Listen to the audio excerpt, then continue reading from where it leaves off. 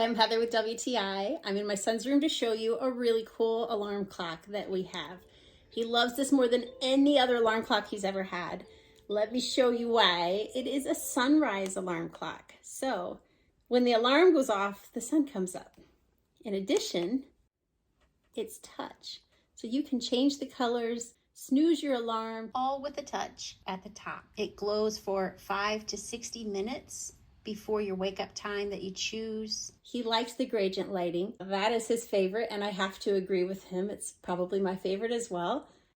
I'll show you in his dark room what a beautiful, soft, and yet comforting light for him. It's enough that he can see very, very well and not keep him awake. There are different alarms to choose from, soft music, natural sounds. It's just right for him to fall asleep to and to wake up to. So if you and your little are looking for a perfect alarm clock, I actually think it's this, and my son agrees. But that's my point of view.